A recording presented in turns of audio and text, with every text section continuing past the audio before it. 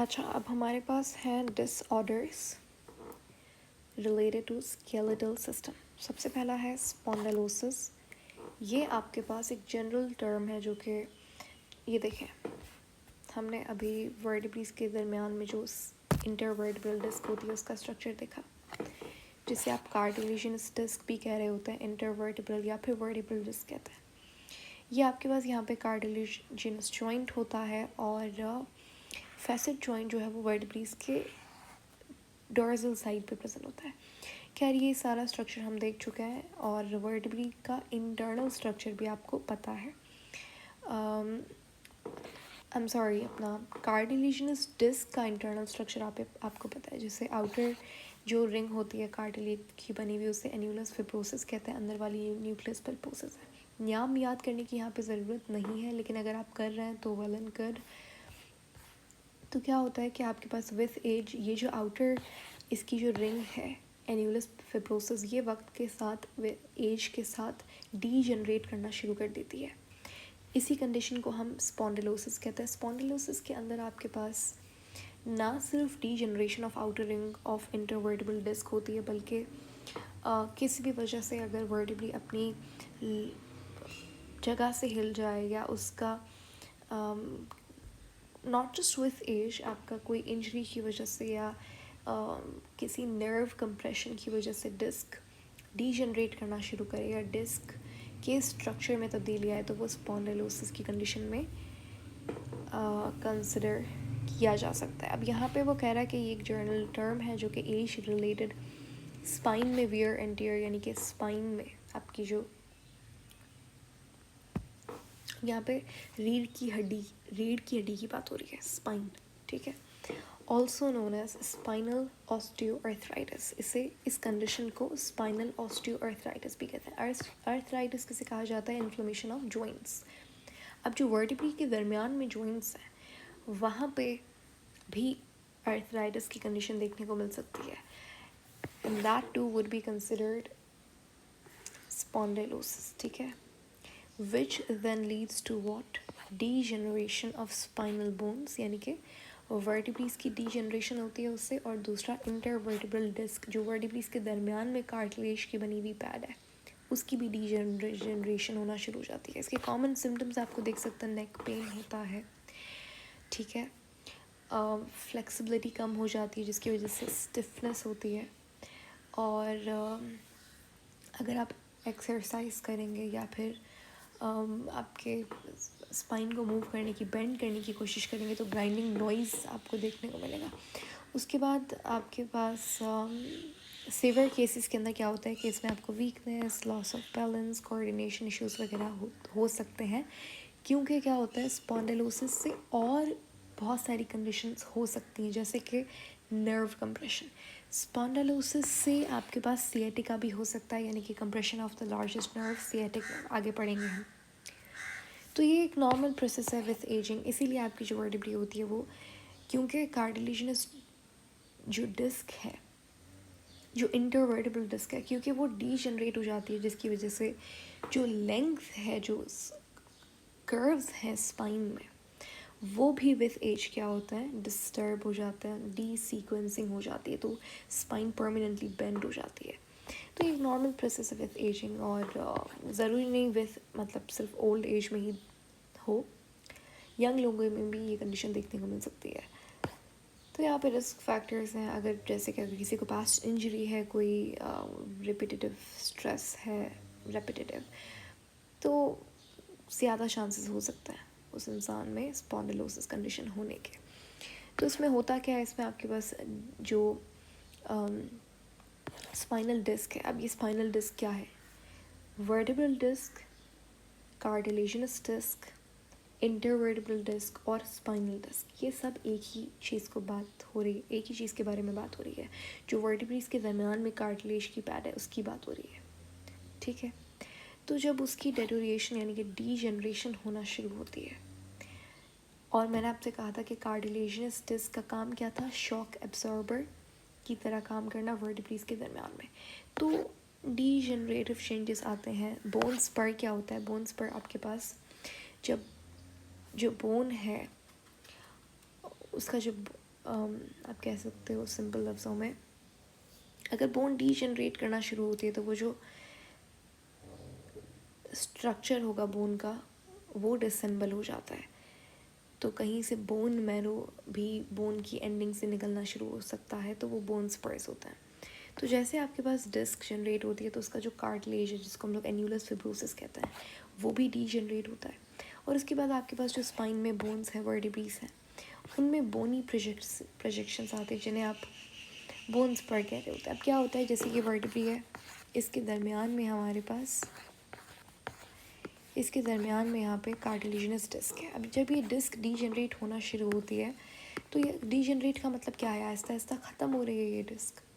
तो यहाँ पे जो वर्टिब्रेस के दरमियान में स्पेस है वो कम होना शुरू हो जाती है, जिसकी वजह से आपके पास फ्रिक्शन कम होना शुरू हो जाता है, जिसकी वजह से ये सारी कंडीशंस आती हैं, पेन, स्टिफनेस, ग्राइंडिंग जॉइंट्स और बैक पेन, ये सारी कंडीशंस। उसके बाद आपके पास नर्व कंप्रेशन है, क्योंकि वर्टिब्रेस आपके स्पाइनल कॉर्ड से 31 pair of spinal nerves originate हो रही होती हैं। अब स्पॉन्डिलोसिस की वजह से नर्व कंप्रेशन भी देखने को मिल सकती है और ये एक सीरियस कंडीशन है, ठीक है। जो भी नर्व आपके स्पाइन से ओरिजिनेट हो रही हैं, ठीक है, वो कंप्रेस हो सकती हैं, वो पिंच हो सकती हैं, पिंच यानी कि कंप्रेस हो सकती हैं बेसिकली, क्योंकि वो स्पाइनल कॉर्ड से क्या हो रही हैं, ओरिजिनेट हो रही हैं। तो वो फिर पेन कॉज कर सकता है और दूसरी चीज़ें भी हो सकती हैं, ठीक है, दूसरी डिजीज़ या फिर डिसऑर्डर्स। उसके बाद आपके पास स्पॉन्डिलोसिस के टाइप्स हैं। टाइप्स तो क्या ही हैं, जैसे vertebrae, cervical, thoracic, lumbar, sacrum, coccyx. तो आपके पास जो बड़ा कॉमन स्पॉन्डिलोसिस जहाँ पे देखने को मिलता है वो आपका थोरेसिक और लंबर रीजन है, यानी कि जो लोअर बैक है उस जगह पे, ठीक है। सर्वाइकल वाला है तो डेफिनेटली यहाँ पे नेक पेन ज़्यादा होगा। मिड बैक यानी कि थोरेसिक है, लोअर बैक है तो वो लंबर है, ठीक है। और ये अगर लंबर वाला है तो यहाँ पे फिर आपको सियाटिका जैसी कंडीशन भी देखने को मिल सकती है, क्योंकि सियाटिका जो है आपकी सियाटिक नर्व की कंप्रेशन को सियाटिका कहा जाता है, आगे हम पढ़ेंगे। तो सियाटिक नर्व जो है आपकी बॉडी की सबसे लार्जेस्ट, सबसे स्ट्रॉन्गेस्ट, थिकेस्ट नर्व है, ठीक है। इसके 5 नर्व रूट्स होते हैं। ये आपके लोअर बैक से ओरिजिनेट होती है, निकलती है, ब्रांच ऑफ होती है, और ये आपके लेग में इसके 5 नर्व रूट्स होते हैं, ठीक है। तो कंप्रेशन या फिर कोई भी इंजरी अगर सियाटिक नर्व में होती है तो उसे सियाटिका कहा जाता है। यहाँ पे एक्सट्रीम लेवल ऑफ पेन होता है, बर्निंग सेंसेशन देखने को मिलती है और कोऑर्डिनेशन कम हो जाती है, और बाकी फ़िज़िकल डिसेबिलिटीज़ होने के चांसेस भी हैं। इंसान सही से चल नहीं पाता या ज़्यादातर टाइम तक वो खड़ा नहीं हो सकता इस तरीके से। अच्छा, तो सिम्टम्स क्या है, आपको कैसे पता लगेगा कि ये स्पॉन्डिलोसिस ही है? तो यहाँ पे आपको नेक back pain, stiffness, muscle spasms या फिर टाइटनेस इन मसल। ये तो फिर आपके पास अगर हेडेक वगैरह, अगर कोई स्पेशली हेडेक वगैरह कब होगा, जब सर्वाइकल स्पॉन्डिलोसिस है। ये कंडीशन सीरियस केसेस में होती हैं। Loss of coordination, balance issues, ये सारी चीज़ें, ठीक है। और कॉजेज़ क्या है, क्यों हो सकता है? तो सबसे पहला कॉज जनरली नॉर्मली जो होता है वो है एज। तो एज में तो ये आपके पास नेचुरल एजिंग प्रोसेस का पार्ट है। उसके बाद आपके पास वियर एंड टियर, अगर आप डेली रिग्रेसिव एक्सरसाइज कर रहे हैं विदाउट एनी कंसल्टेशन, तो उस केस में कंटिन्यूस स्ट्रेस पड़ता है स्पाइनल वर्टिब्रेस के ऊपर, स्पाइनल डिस्क के ऊपर, तो वो it can lead to like wears and tears, और उसकी वजह से फिर आपकी डिस्क डीजनरेट करना शुरू हो जाती है। पास्ट इंजरीज़ अगर किसी को हैं कुछ एक्सीडेंट की वजह से या किसी भी वजह से, तो वो इसको इग्नाइट कर सकता है। फिर जेनेटिक कंडीशंस हो सकती हैं, इसका कोई ऐसा सच प्रॉपर कोई कॉज नहीं है। ट्रीटमेंट की जब बात आती है तो physical therapy, medication, rest, bracing और लाइफस्टाइल चेंजेस। क्या ये ट्रीटेबल है? हाँ है, ठीक है, लेकिन इसे आप रिवर्स नहीं कर सकते 100%, ठीक है। अच्छा, उसके बाद आपके पास यहाँ पे अगर आप पिक्चर में देखें तो ये सर्वाइकल स्पॉन्डिलोसिस का दिखाया हुआ है, नेक पेन होता है, और ये आपके पास ये वर्टिब्री है, ये भी वर्टिब्री है, ठीक है। अब वर्टिब्री के दरमियान में यहाँ पे होनी तो वर्टिब्रल डिस्क चाहिए थी, और ये जो है वर्टिब्रीज के दरमियान में आपको जो दिख रहा है ये स्पाइनल नर्व है, जो कि स्पाइनल कॉर्ड से ओरिजिनेट हो रही है। यहाँ पे स्पाइनल कॉर्ड होती है इसके बीच में, वर्टिब्रीज के दरमियान में। अब क्योंकि यहाँ पे डिस्क डीजनरेट हो गई तो वर्टिब्रीज के दरमियान में जो स्पेस था वो क्या हो गया, वो रिड्यूस हो गया, जिसकी वजह से फ्रिक्शन होती है, इसीलिए ग्राइंडिंग नॉइजेस आती हैं, ठीक है। और यहाँ पे अगर आप देखो तो ये एक्सरे इमेज है, यहाँ पे आपको दिख रहा होगा ये बोन्स पर, ये देखो ये नॉर्मल बोन है, लेकिन अगर वियर एंड टियर आता है वर्टिब्री में तो इस तरीके से यहाँ पे आपको एक्स्ट्रा फ्रेगमेंट्स देखने को मिलेंगे बोन के, इसी को बोन स्पर्स कहते हैं। और यहाँ पे जो स्पेस थी वो नैरो हो गई, कम हो गई, क्योंकि वर्टिब्रल डिस्क जो है वो डीजनरेट हो गई, ठीक है। ये स्पाइनल पार्ट इन्होंने दिखाया हुआ है, सॉरी सर्वाइकल पार्ट दिखाया हुआ है इन्होंने। उसके बाद आप कभी कभी क्या होता है कि आपके पास जो वर्टिब्रल डिस्क है वो अपनी जगह से डिसलोकेट हो जाती है, ठीक है। यहाँ पे अगर आप देखें तो ये आपके पास नॉर्मल केस है, लेकिन ये जो वर्टिब्रल डिस्क है, जब ये हेल्थी वर्टिब्री के दरमियान में जो वर्टिब्रल डिस्क आपको दिख रही है, लेकिन ये क्या है, ये डीजनरेट करना शुरू कर दिया। आई डोंट नो अगर ये अच्छे से नज़र आ रहा है आपको या नहीं, लेकिन इसमें कुछ इस तरीके से आपको थोड़ा बहुत नज़र आ रहा होगा, ये ब्लर है यहाँ पे, आई नो, बट ये डीजनरेटिव डिस्क है। और ये जो है यहाँ पे इसमें आपको ये जो वाइट कलर का डॉट दिख रहा है, तो ये बेसिकली बोन स्पर्स हैं। ये जो यहाँ पे आपको बल्जिंग दिख रही है, ये इस केस में भी जो ये डिस्क से ओरिजिनेट हो रही है, तो ये भी हेल्थी नहीं है। फिर वक्त के साथ क्या होता है, ये कम्प्लीटली डीजनरेट होती जाती है, ये स्टेप्स आपको दिखाए हुए। अच्छा, ये हेल्थी है, फिर यहाँ पे ये डीजनरेशन शुरू हो रही है, फिर एट लास्ट क्या होता है कि यहाँ पे स्पेस कम हो जाती है, फिर ये आप देख सकते हो कम्प्लीटली डीजनरेट हो गई है आपकी वर्टिब्रल डिस्क। तो अच्छा, स्लिप डिस्क आपके पास, इसको हर्निएटेड डिस्क भी कहा जाता है, ये नाम इम्पॉर्टेंट है, याद कर लीजिएगा। प्रोलैप्स डिस्क भी कहता है इसे। ये क्या है, जब आपके पास स्पाइनल डिस्क यानी कि वर्टिब्रल डिस्क की बात हो रही है, जब वो बल्ज हो, ये आपको यहाँ पे दिख रहा है, ये देखें, या तो किसी भी वजह से रप्चर हो जाए तो उसमें जो इनर जेली लाइक मटेरियल होता है, जिसे हमने न्यूक्लियस पल्पोसस कहा था, वो बाहर निकलना शुरू हो जाता है, ठीक है। So it is pushed through a weak और टोर्न आउटर लेयर, जिसे एन्यूलस फिब्रोसिस कहते हैं। तो उस वजह से आपके पास जो स्पाइनल नर्व्स होती हैं वो प्रेस हो सकती हैं, कंप्रेस हो सकती हैं। सिम्टम्स क्या है इसका, बैक पेन होगा, लेग्स में आपको सियाटिका कंडीशन देखने को मिल सकती है, और इसमें कॉमन केसेस में आपको रेस्ट, जेंटल एक्सरसाइज करनी चाहिए, फिज़िकल थेरेपी, पेन रिलीवर्स, ये सारी चीज़ें, ठीक है। ओके, यहाँ पे आप देख सकते हो अच्छे से, यहाँ पे नज़र आ रहा है, ये देखें, ये लोअर बैक है, यानी कि ये लंबर स्पॉन्डिलोसिस भी हो सकता है या स्लिप डिस्क भी हो सकती है। ये आपके पास नॉर्मल डिस्कल डिस्क यानी कि नॉर्मल वर्टिब्रल डिस्क है यहाँ पे, ठीक है।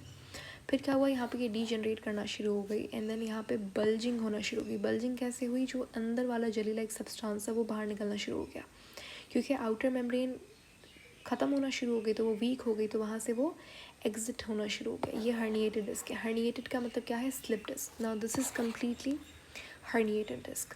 और यहाँ पे डिस्क फिर डीजनरेट करना शुरू होती है और थिनिंग होने लग जाती है। उसके बाद यहाँ पे डिस्क जो है वो उसकी डीजनरेशन होती है, ऑस्टियोफाइट फॉर्मेशन, एंड देन यहाँ पे आपके पास जो स्पेस है वो बिल्कुल आपको नैरो होती हुई दिख रही है, ठीक है। This is lumbar spondylosis. यहाँ पे स्लिप डिस्क भी हो सकती है। Slip disc can be one of the reasons for spondylosis. ठीक है, तो स्लिप डिस्क क्या होता है समझ आ गया। जो आपके पास आउटर मेम्ब्रेन है वर्टिब्रल डिस्क की, एन्यूलस फिब्रोसिस, वो ब्रेक हो जाती है और जो अंदर वाला जेली लाइक सब्सटेंस है न्यूक्लियस पल्पोसिस वो बाहर आना शुरू हो जाता है and that causes the bulging. यहाँ पे भी आप देख सकते हो ये एक्सरे इमेज है, आई थिंक एक्सरे नहीं बल्कि ये MRI इमेज है, नॉट श्योर बट ठीक है। अब यहाँ पे देखो ये आपके पास नॉर्मल है, ये हेल्दी है, यहाँ पे बल्जिंग होना शुरू हो रही है and then this is bulging और फिर आहिस्ता आहिस्ता क्या हो रहा है यहाँ पे आपको डीजनरेशन ऐसे शुरू होती है। उसके बाद आपके पास है सियाटिका। सियाटिका क्या होता है, it's a compression of sciatic nerve. यहाँ पे आपको लोअर बैक, हिप्स, बुटॉक्स, लेग्स, ये सारी जगहों पे एक्सट्रीम पेन देखने को मिलता है। रीज़न क्या हो सकता है, अच्छा इसका दूसरा नाम क्या है, हर्निएटेड डिस्क।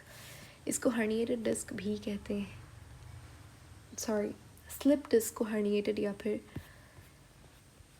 क्या था प्रोलैप्स डिस्क कहते हैं। हर्निएटेड डिस्क इसका रीज़न हो सकता है, यानी कि हर्निएटेड या फिर स्लिप डिस्क की वजह से, क्योंकि वर्टिब्रल डिस्क ख़त्म हो जाती है तो उसकी वजह से स्पाइनल नर्व्स जैसे सियाटिक नर्व कंप्रेस हो सकती है, तो this can be one of the reasons for sciatica. उसके बाद स्पाइनल स्टेनोसिस है, स्पॉन्डिलोसिस है, इंजरी है, कोई ट्यूमर तो बहुत रेयर कंडीशन में आपको देखने को मिलेगा, लेकिन ये सारी रीजंस की वजह से सियाटिका हो सकता है। अब सियाटिक नर्व आपके पास सबसे बॉडी की लार्जेस्ट नर्व होती है, इसके 5 नर्व रूट्स होते हैं, यहाँ पे आपको दिख रहा होगा, ये यहाँ से ओरिजिनेट होती है आपकी लोअर बैक से और ये पूरे लेग में रन करती है। तो these are usually the area of pain, और एक साइड पे दर्द होता है, ठीक है, ऐसा नहीं कि दोनों पैरों में होगा। उसके बाद ये कोई डिज़ीज़ नहीं है बल्कि ये एक सिम्टम है कि भाई आपकी सियाटिक नर्व कंप्रेस हो रही है, और उसके पीछे रीज़न कुछ भी हो सकता है, ये सारे यहाँ पे मैंने आपको बता दिए, ठीक है। और ये यहाँ पे हर्निएटेड डिस्क का डायग्राम दिखाया हुआ है, हर्निएटेड डिस्क यानी कि स्लिप डिस्क का।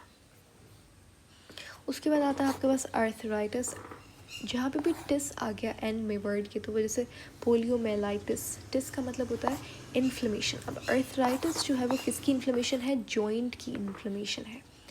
आर्थराइटिस के 3 कॉमन टाइप्स होते हैं। क्रॉनिक आर्थराइटिस, वैसे बहुत सारा आर्थराइटिस होता है लेकिन क्रॉनिक 3 टाइप का हम लोग पढ़ते हैं। पहला है हमारे पास ऑस्टियोआर्थराइटिस।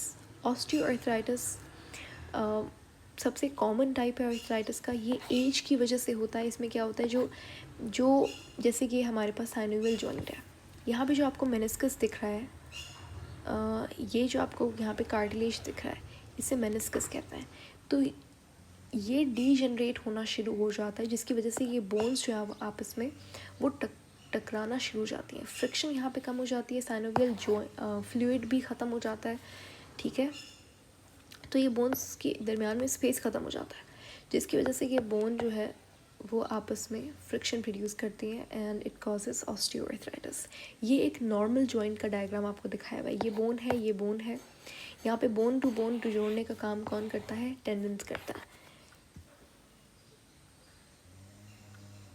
नहीं, बोन टू बोन आपका लिगामेंट जोड़ता है और बोन टू मसल जो है वो टेंडन जोड़ रहा होता है। तो ये मसल है, इसको बोन से कौन ज्वाइन कर रहा है, टेंडन्स ज्वाइन कर रहे हैं, तो बोन टू बोन लिगामेंट जोड़ता है। अच्छा, ये आपके पास एक साइनोवियल जॉइंट का डायग्राम दिखाया हुआ है। अब साइनोवियल जॉइंट में आपके पास साइनोवियल मेम्ब्रेन होती है, यहाँ पे जो आपको येलो कलर में दिख रही है, उस यहाँ पे आपके पास बोन्स के दरमियान में जो स्पेस है, यहाँ पे आपको साइनोवियल फ्लूइड दिखता है फॉर रिड्यूसिंग फ्रिक्शन। ये जॉइंट कैप्सूल है, यहाँ पे आपको जो कार्टिलेज दिख रहा है इसी को हम मेनिस्कस कहते हैं। तो जो ऑस्टियोआर्थराइटिस वाली कंडीशन है, यहाँ पे ये जो मेनिस्कस है ये डीजनरेट हो जाता है, जिसकी देखें यहाँ पे लिखा हुआ है थिन्ड कार्टिलेज, यानी कार्टिलेज क्या हो गया, पतला हो गया, नैरो हो गया, थिन हो गया, जिसकी वजह से बोन जो है वो एक दूसरे के साथ रब हो रही है, फ्रिक्शन यहाँ पे हाई हो जाती है, जिसकी वजह से उस जॉइंट का काम, वो जॉइंट काम करना बंद कर देता है। तो ये ऑस्टियोआर्थराइटिस है, कॉमन, सबसे कॉमन है और विथ एज होता है। उसके बाद आपके पास आते हैं रेमेटॉइड और गाउट आर्थराइटिस। रेमेटॉइड आपके पास क्या है, ये एक ऑटो इम्यून डिसऑर्डर है, जिसमें जिसमें एक इंसान का इम्यून सिस्टम उसके साइनोवियल मेम्ब्रेन को अटैक करना शुरू कर देता है। गाउट क्या है, ये आपके पास ऐसी कंडीशन है जिसमें यूरिक एसिड की डिपोजिशन हो जाती है जॉइंट्स में, और जिसकी वजह से जॉइंट्स जो है वो काम करना बंद कर देते हैं। ये रेमेटॉइड अर्थराइटिस का यहाँ पे दिखाया हुआ है डायग्राम। ये आपको स्वेलन इन्फ्लेम्ड साइनोवियल मेम्ब्रेन दिख रही है, ठीक है, और इसकी वजह से बोन इरोजन, बोन स्पर्स, ये सब दिखता है। अच्छा, ये मैंने आपको bone to bone ligament join करता है, बोन टू मसल टेंडन, ठीक है। अच्छा, लिगामेंट अगर खिंच जाए या उसमें स्ट्रेचिंग टियर आ जाए तो उसे स्प्रेन कह रहे होते हैं। स्प्रेन यानी कि मोच। अगर ये अंदर वाली तरफ आए तो इन्वर्जन स्प्रेन होती है, अगर बाहर की तरफ तो एक्सवर्जन हो गई, ठीक है। यहाँ पे आप देख सकते हो ये जो लिगामेंट है ये बोन टू बोन जोड़ रहा है, और जो टेंडेंस है वो बोन टू मसल। और कौन सा मसल आपकी बोन के साथ अटैच्ड होता है? Skeletal muscle. उसके बाद आपके पास है, अगर आपका कोई भी जॉइंट में से अगर बोन डिसलोकेट हो जाती है तो वो डिसलोकेशन या फिर लक्सेशन कहलाता है, when a bone moves out of its normal position in a joint. यहाँ पे आप देख सकते हो लक्सेशन कहते हैं इसको, ठीक है। डिसलोकेटेड नी कैप, ये पटेला में यहाँ पे डिसलोकेशन आ गई है, पटेला डिसलोकेशन जिसको ने बोला हुआ है। पटेला नी कैप एक ही बात है। अब ये आपके पास एक हेल्दी नी कैप दिखाया हुआ है। यहाँ पे ऊपर वाली तरफ आपको फीमर दिख रही है, थाई बोन, और ये नीचे वाली तरफ ये फिब्यूला है, ये टिबिया है, ठीक है। और ये यहाँ पे टेंडन है, पेटेलर टेंडन, ये जो इसके ऊपर मसल है उसको जोड़ने का काम कर रहा होता है इसके ऊपर। अब ये क्या है? ये सब लिक्सेटेड नी कैप। सब का मतलब क्या है? पार्शली। तो half partially dislocated knee cap कुछ इस तरीके से दिखता है। ये जो बोन है अपनी जगह से ये डिसलोकेट हो चुकी है, और ये आपके पास फुली डिसलोकेटेड नी कैप है जहाँ पे ये टेंडन बिल्कुल ही अपनी जगह से हिल चुका है। और ये आपको फीमर के दरमियान में, ये जो फीमर में आपको ये जो डिप्रेशन दिख रही है, फेमोरल ट्रोक्लिया जिसे कहा जाता है, जहाँ पे टिबिया होती है अटैच, तो वो आपको दिख रहा है यहाँ पे विजिबली, ठीक है। और ये आपको यहाँ पे शोल्डर, हम कहते हैं ना शोल्डर डिसलोकेशन हो गया, तो क्या होता है कि बोन अपनी जगह से हिल जाती है, जॉइंट में से निकल जाती है। तो ये स्केलेटल सिस्टम हमारा यहाँ पे ख़त्म होता है। नेक्स्ट हम बात करेंगे मस्कुलर सिस्टम के बारे में। हम स्टार्ट करेंगे मूवमेंट कितने टाइप की होती है और ये सारी